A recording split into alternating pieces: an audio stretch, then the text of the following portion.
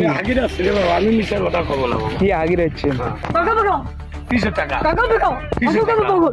কি কি করছে তোমার সাথে? সংসারের টানাপোড়েন আর দারিদ্র্যের সীমাহীন কষ্ট, তাই তো দুবেলা খাবার জোগাতে ভিক্ষা করেন এক বৃদ্ধা। কিন্তু সে মানুষটির উপরে যে কোনো পুরুষের কুনজর পড়তে পারে তার জলজান্ত প্রমাণ এই ঘটনা। পেটের ক্ষুধা মেটাতে কিছু টাকা চেয়েছিলেন এক ভ্যান চালকের কাছে, তখনই যেন বদলে যায় দৃশ্যপট। টাকা দেওয়ার কথা বলে প্রথমে অসহায় মানুষটিকে নিয়ে যায় পাশে থাকা ভুট্টা খেতে, এরপর করে অনৈতিক কাজ। কিন্তু শেষ রক্ষা হয়নি। কিছুক্ষণের মধ্যে সেখানে হাজির হয় স্থানীয় বেশ কয়েকজন, আর হাতে নাতে ধরা পড়ে সেই ভ্যান চালক।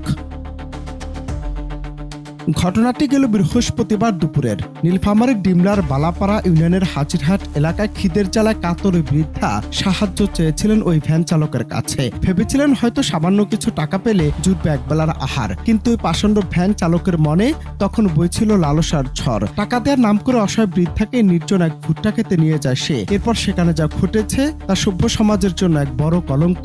ক্ষুধার্ত পেটের হাহাকারকে বৃদ্ধার দুর্বলতা ভেবে তার উপর চালানো হয় পাশবিক নির্যাতন।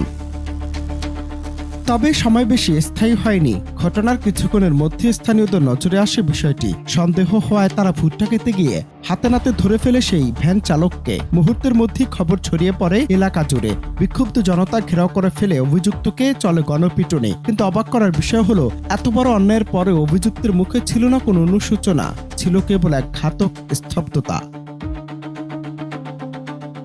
কিন্তু গল্পের শেষটা আরো হতাশাজনক। এলাকাবাসী অভিযুক্তকে আটক করে মারধর করলেও শেষ পর্যন্ত কোনো আইনি পদক্ষেপ ছাড়াই তাকে নাকি ছেড়ে দেওয়া হয়েছে। প্রশ্ন জাগে, ক্ষুধার্ত বৃদ্ধার আর্তনাদ কি তবে আইনের দোরগোড়ায় পৌঁছানোর যোগ্য নয়?